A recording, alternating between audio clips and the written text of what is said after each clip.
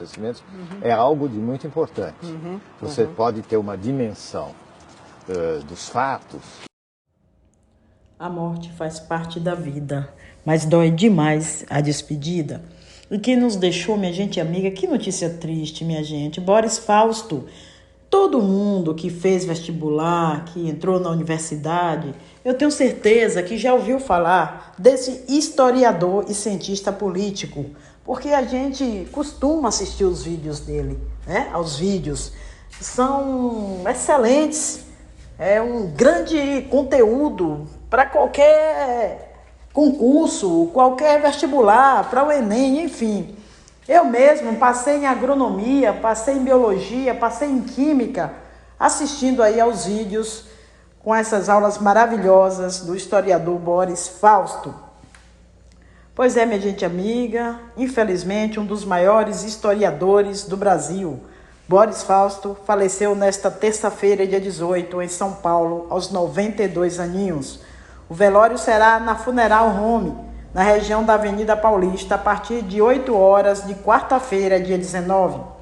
Seu primeiro livro, A Revolução de 1930, Historiografia e História, propôs uma interpretação nova a respeito das classes sociais e das Forças Armadas no Brasil. Publicado pela primeira vez em 1969, é considerado, minha gente amiga, ainda hoje, um clássico das ciências sociais brasileiras. Pois é, minha gente amiga, como saiu pouco depois do AI-5, né, durante a ditadura militar, um editor chegou a achar arriscado até publicar o livro. Abre aspas, ele disse, olha, do jeito que está o clima, não posso me arriscar a publicar este livro, fecha aspas, contou o historiador em documentário sobre ele lançado em 2018. Autor também de grandes sucessos literários como O Brilho do Bronze e O Crime do Restaurante Chinês, Boris tinha um olhar cuidadoso sobre os capítulos recentes do Brasil. No documentário Boris Fausto, o historiador... Estou muito emocionada, minha gente amiga. Muito mesmo. Triste pra caramba com o falecimento de Boris, viu? Caramba, professor Boris. Boris Fausto, o historiador, disse acreditar que o Brasil tem jeito. Depende de uma categoria complicada que são os brasileiros políticos, os brasileiros da elite, os brasileiros do povo, os brasileiros da direita, os brasileiros da esquerda, radical, enfim.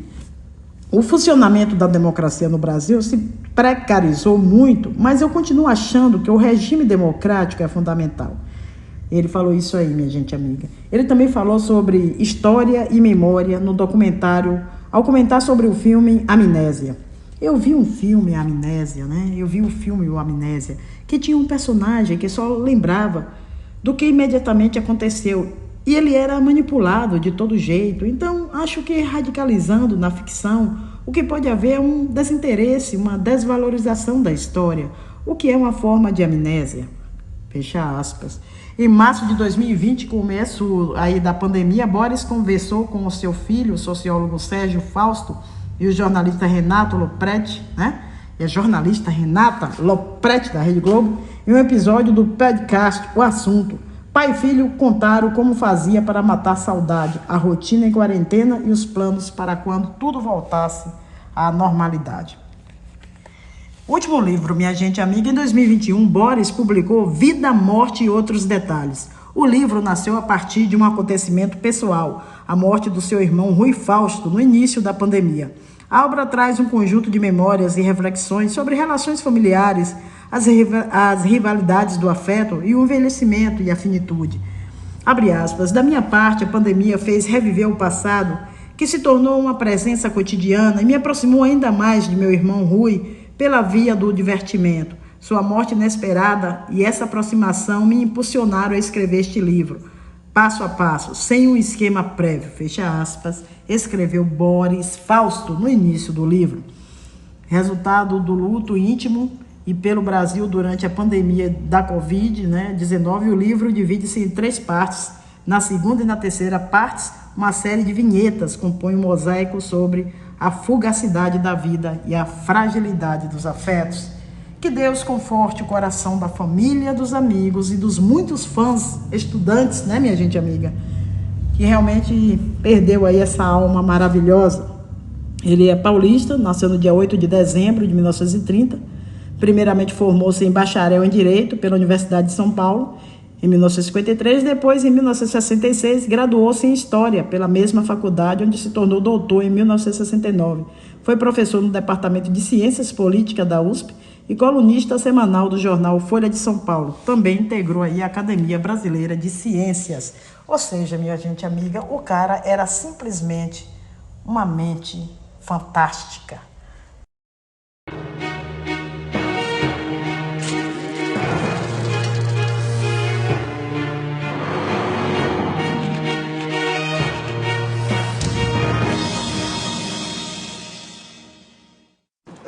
Olá, professor. Muito obrigado por ter vindo ao programa 1964.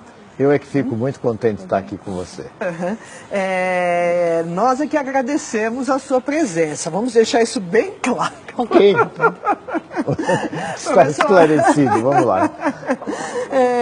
Uma coisa que me ocorreu perguntar para o senhor, quando a gente convidou o senhor para vir, é um assunto que apareceu muitas vezes nas nossas entrevistas aqui.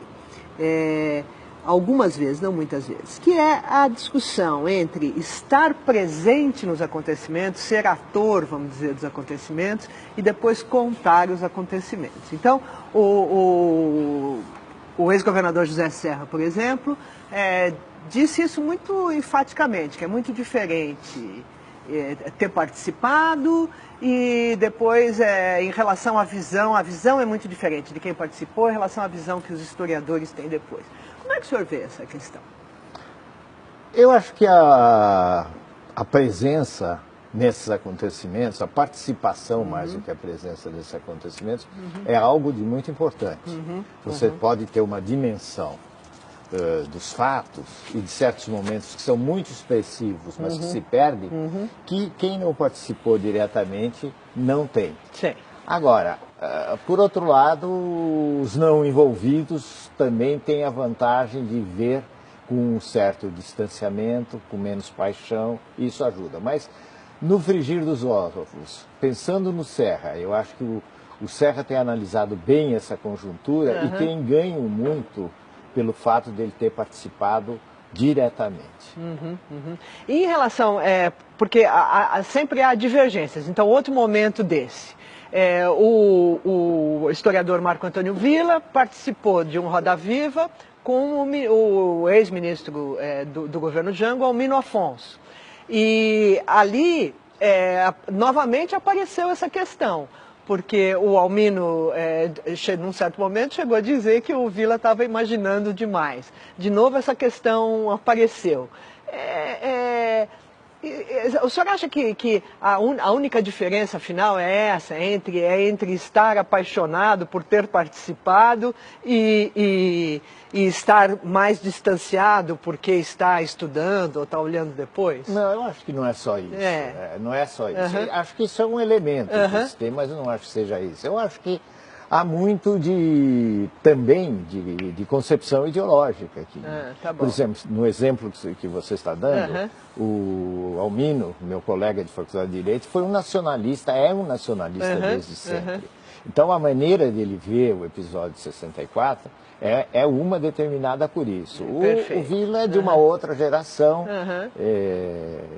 e vê também as coisas assim com um certo, não radicalismo político, mas radicalismo no pensamento de separar águas. Sim, tá bom. Voltando ao Villa. O Villa foi o nosso penúltimo entrevistado aqui no programa 1964 e ele sustenta uma tese que é controversa, que é a seguinte, que não houve ditadura. Nesse novo livro dele, ele está dizendo que não houve ditadura no Brasil entre 64 e 68 e de 79 em diante, depois da anistia. O senhor concorda com isso? Que só teve ditadura no meio, no período do AI-5? Não. Aí eu caso de perguntar para o Villa, você desafiar o Villa, você não viveu esse período? Talvez você depressa incorra nesse erro.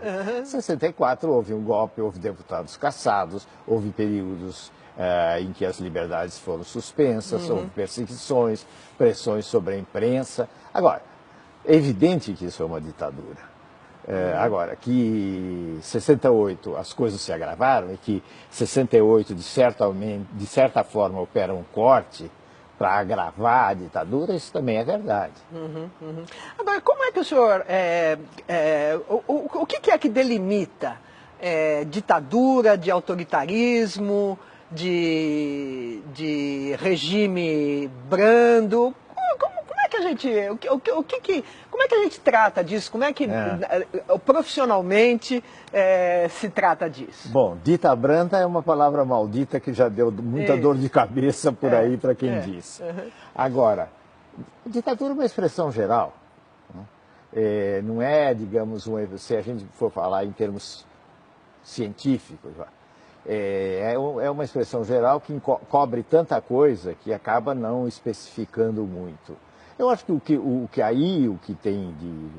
a coisa que tem mais interesse é a divisão que vem lá da Hannah Arendt entre autoritarismo e totalitarismo. Qual é essa divisão, professor? É a divisão básica, digamos, se é que a gente pode assim resumir em duas palavras, você tem no regime, definir pelo lado do totalitarismo, que é mais simples. Tá. É a intenção de promover uma alteração geral da sociedade em todos os campos, Tá. inclusive no campo cultural, sob um comando ditatorial. Tá. Enquanto que o regime autoritário não chega a esse ponto, ou porque não consiga ou porque não quer.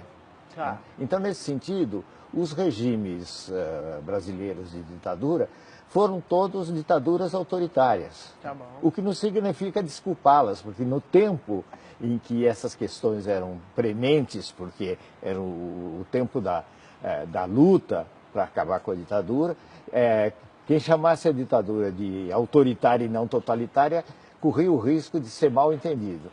Ah, entendi. Pelos opositores da ditadura, no caso. Exatamente. Ah, mas então, por exemplo, o que é um regime totalitário? Um exemplo. Típico, Aham. nazismo. Tá. Nazismo é um regime totalitário. Tá. O fascismo italiano foi um regime que se pretendeu totalitário, que de certa medida você pode dizer que é totalitário, mas que não tem aquelas marcas de fechamento em todas as áreas, não é só repressão, mas convicção, realinhamento que o nazismo teve.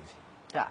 Então, a dizer que o regime militar foi autoritário é dizer que ele teve quais características? A primeira que ele não teve é esse desejo de mudar toda a sociedade, é isso? Se teve, não conseguiu nem de longe realizar. Eu Tá. acho que o regime de 64, 68, etc., se legitimava muito mais pelos seus êxitos econômicos, e quando teve êxitos econômicos, enquanto teve êxitos econômicos, teve prestígio, é inegável isso, se legitimava muito mais por essa via do que a via de tentar o discurso do Brasil grande, do Brasil novo. Isso foi relativamente... Isso não tomou muito a sociedade. Tá. Quer dizer, teve Brasil grande enquanto teve desenvolvimento a 7% ao ano, é isso? Exatamente, Por outras palavras, é isso. Ou seja, depois o Brasil deixou de ser grande, é isso que você está entendendo? Deixou de ser grande. Uma característica da ditadura, ou não sei se uma característica, mas uma característica foi que os militares, de uma certa maneira, tentaram se apropriar, no começo da ditadura, dos símbolos nacionais. Então, o senhor concorda com isso ou não? Porque eu me lembro muito que a bandeira brasileira, por exemplo, ficou deles, vamos dizer assim. A ideia do patriotismo, do Brasil grande, do amor pelo Brasil, deixou de ser do conjunto do povo brasileiro e passou a ser mais dos militares, tá certo? Acho que isso mudou na campanha das diretas, que foi muito verde e amarela, não é isso? Isso faz parte dessa característica autoritária do regime? Faz parte disso. Eu acho que até os militares fracassaram nisso. Eu acho que no fim sim, durante um período não. Por um período não, mas para uma população jovem, por exemplo, que poderia ser propensa ao patriotismo, a apropriação daqueles símbolos que são para nós símbolos muito fortes, né?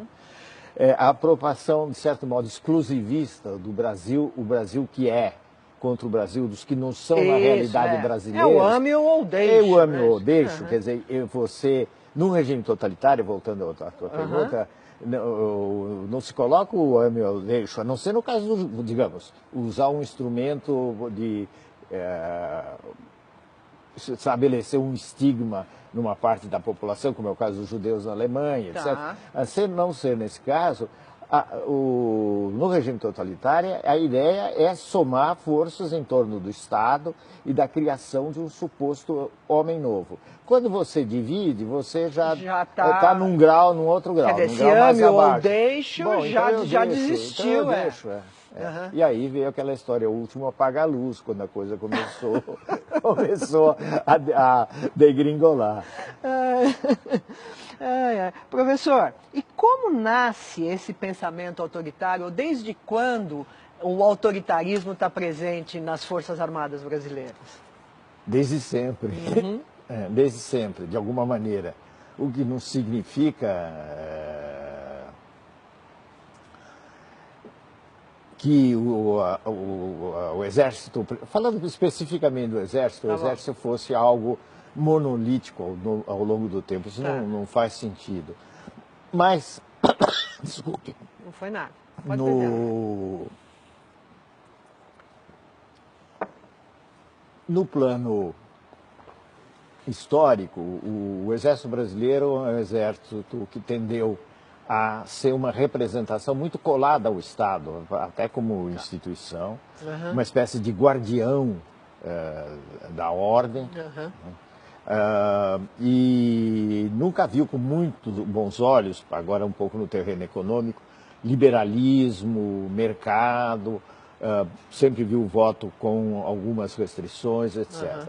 E há um limite também nessa aceitação da democracia, vamos dizer assim, pelas Forças Armadas, que é o limite da ordem, que, aliás, os protagonistas no poder em 64 nunca entenderam isso. Né?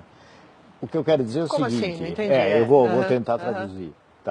Tá obscuro. Ficou obscuro. Está obscuro, vamos tentar esclarecer.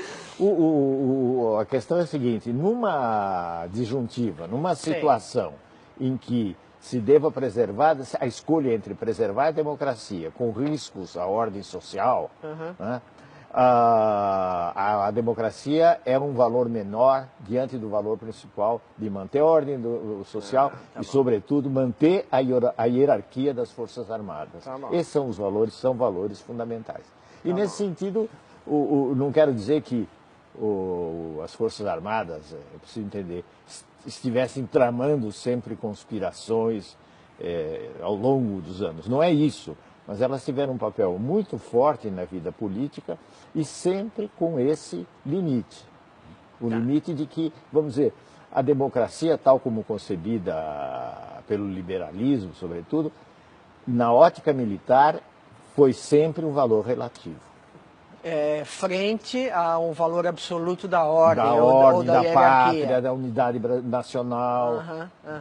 E isso, o senhor acha que é uma característica das Forças Armadas na República ou já vinha antes? Que papel os militares tiveram antes da República, professor? Olha, para você falar em papel dos militares no período anterior, enfim, no Império, você precisa estabelecer uma data que é, francamente, a Guerra do Paraguai. A Guerra do Paraguai é que valoriza o Exército, há uma construção de um mito do Exército na Guerra do Paraguai. Não é por acaso que tocar na Guerra do Paraguai durante muitos anos foi difícil no Brasil, a não ser que houvesse uma versão patriótica da Guerra do Paraguai.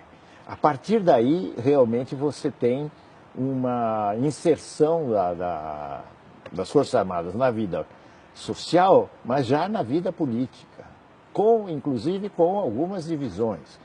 Divisões que tinham a ver também com a Guerra do Paraguai, porque as gerações que fizeram a Guerra do Paraguai de certo modo, se opunham àquela geração positivista, do Benjamin Constant, daqueles que promoveram, em última análise, promoveram a República.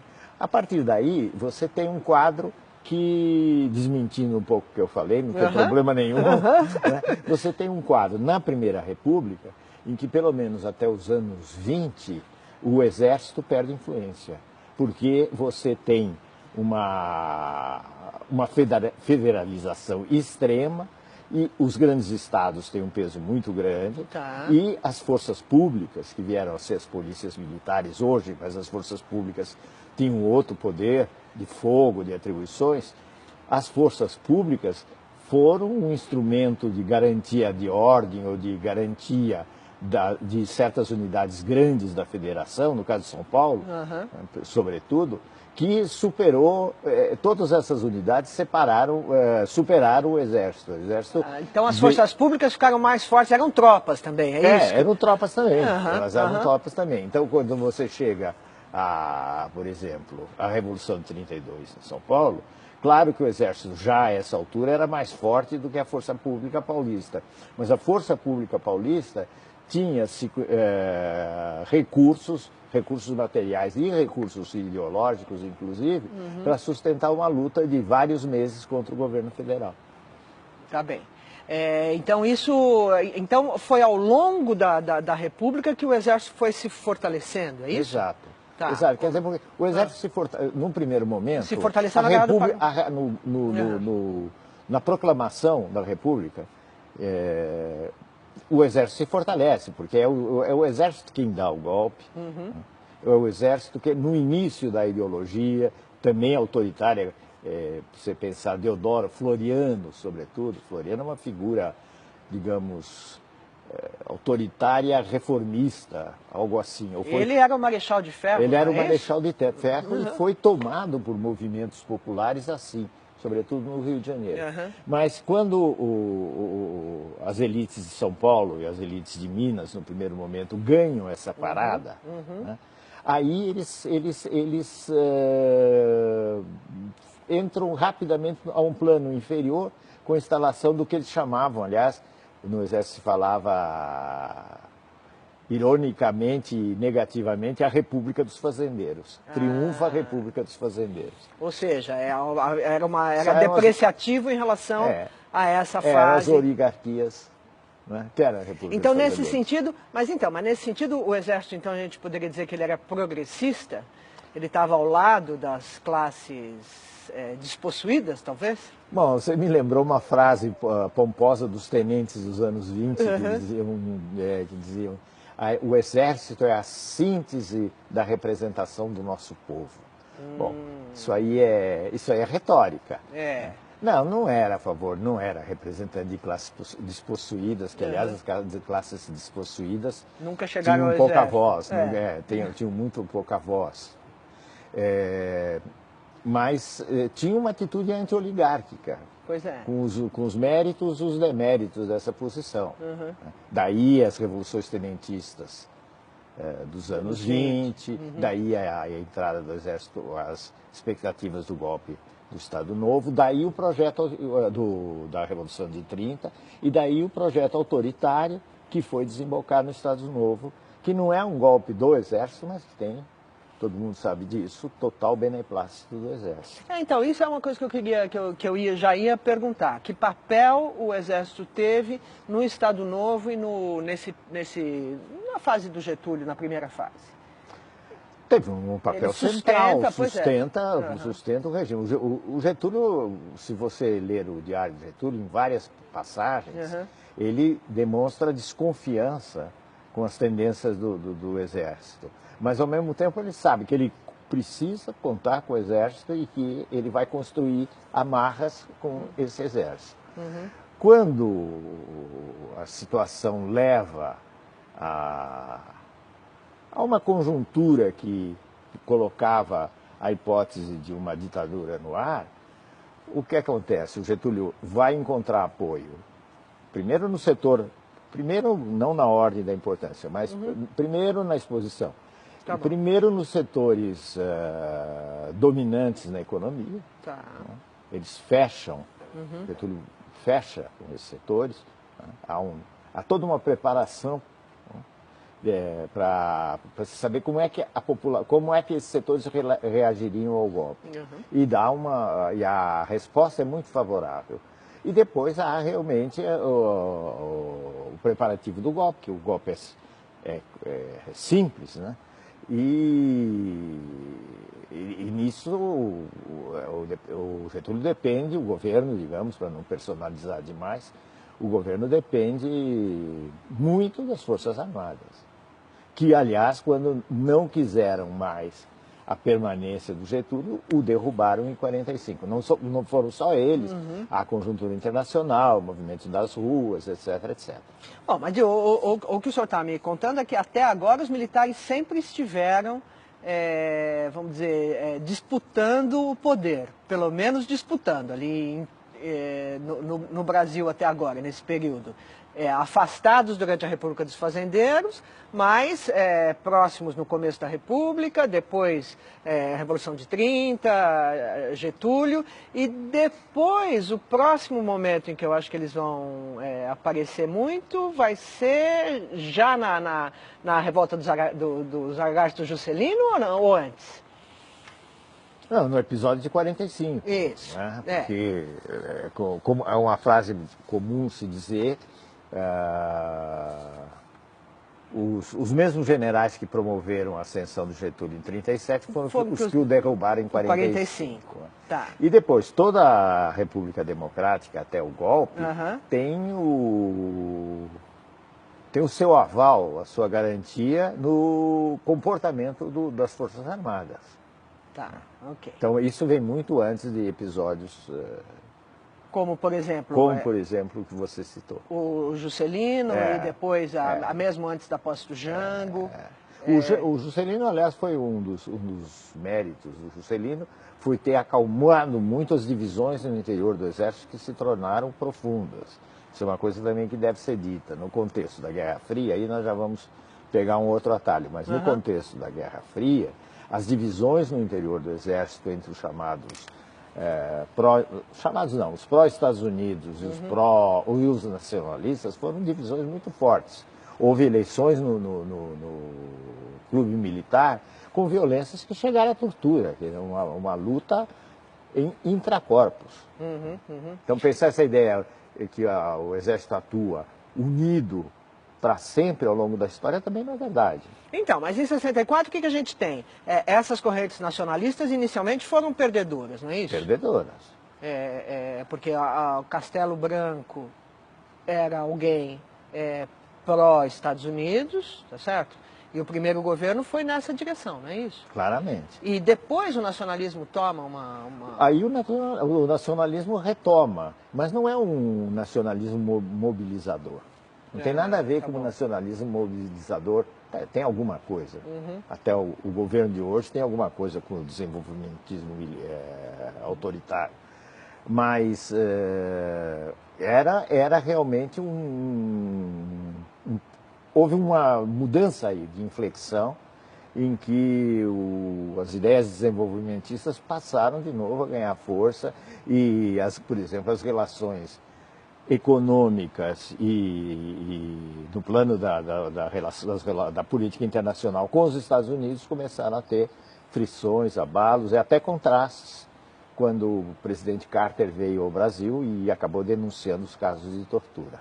Isso foi durante o governo Geisel, né? Isso foi durante o governo Geisel. Durante o governo Geisel. Agora, como é que o senhor situa dentro da história do Brasil a ação das Forças Armadas no golpe de 64? Quer dizer, o que é diferente e o que é continuação, vamos dizer?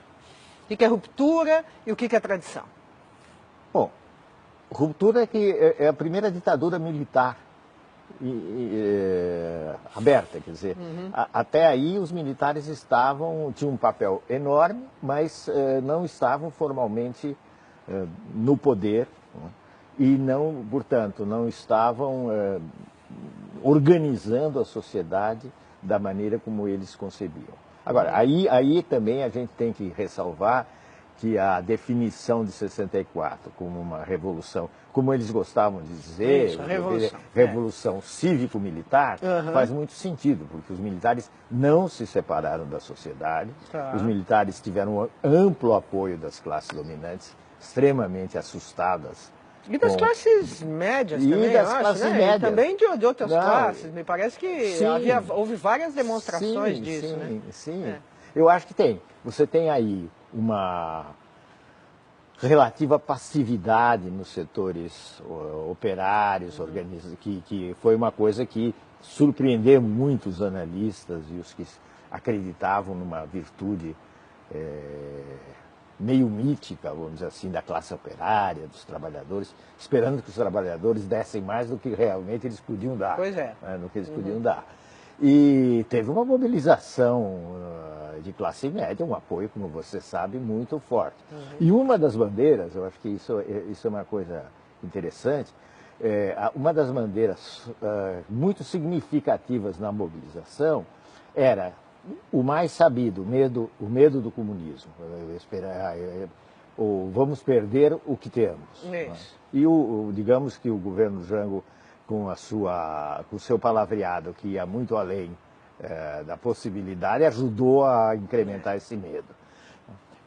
Esse medo, né, o medo do comunismo, e um instrumento que foi muito utilizado, que foi o ataque à corrupção. Depois, isso é verdade. A gente vê no noticiário dos jornais, várias vezes aqui na Universo TV, a gente tem discutido isso, porque a ditadura, os militares passaram a dizer que o governo Jango era eivado de corrupção. Para usar uma palavra. Eu me lembro, eu sempre gosto de lembrar disso, de uma pessoa que era meu parente mais ou menos distante, mas era um típico senhor de classe média, então ele ficava admirado, ele dizia: tem navios cheios de corruptos, com prisioneiros corruptos no Porto de Santos. Que era o Raul Soares. Era o Raul Soares. O navio Raul Soares. O navio era o Raul Soares. Onde estavam presos esquerdistas em geral, né? Não sei se tinha corruptos. Não, acho que tinha corruptos, mas basicamente quem contou isso, aliás, a vocês aqui foi o Thomas Bach, professor, meu amigo, professor da Faculdade de Medicina, que passou vários meses. Outro preso, o famoso professor universitário, foi o Luiz Delbrando, que também ficou no Raul Soares durante algum tempo, acho que 2 meses. E que exerceram medicina no Raul Soares. Exatamente. Agora, deixa eu perguntar uma coisa para o senhor. O que é... É sempre difícil a gente personalizar as coisas, vamos dizer assim.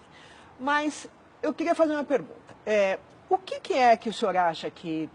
de que maneira o golpe de 64 e a ditadura militar no Brasil influíram na sua vida? O que você acha que... Que impacto ela teve na sua vida? Bom, aí tem que ser uma coisa muito pessoal. É isso que você está querendo? Não sei. Eu fiquei pensando nisso porque você é historiador. Você já era adulto em 64. E é difícil a gente olhar hoje o Brasil e pensar o que teria sido o Brasil se não fosse a ditadura, vamos dizer assim. Então essa é a razão da minha pergunta. Não sei bem qual seria a resposta. Bom, vamos ver. Eu também não sei muito bem qual será a resposta. Vamos tentar seguir um caminho.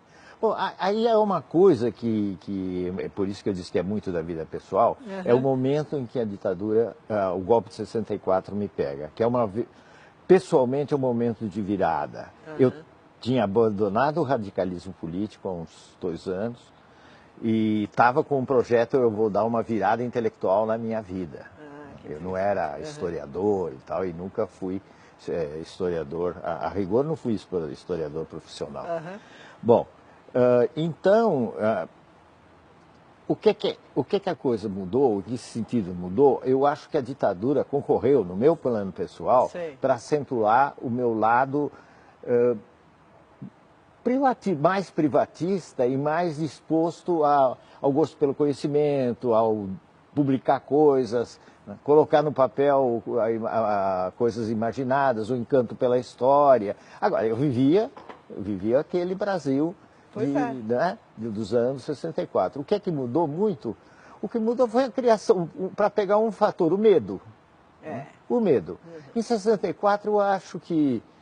Em 64 eu não era propriamente, apesar de uma breve repressão e tal, eu não fui muito tocado pelo medo. Depois de 68, e sob esse prisma o Vila tem razão, mas esse é apenas um prisma. Depois de 68 era realmente o medo permanente. O medo permanente. Isso, quem viveu a época, você viveu, sabe coisas que as novas gerações não sabem. Né? As novas gerações tomam liberdades, etc, como uma espécie de ar que você pode estar meio poluído, isso, mas se fosse é um ar direito natural. É o né? direito natural. Isso é uma coisa conquistada e não ter isso invoca um medo, uma insegurança terrível. Né? Professor, muito obrigado. Nada.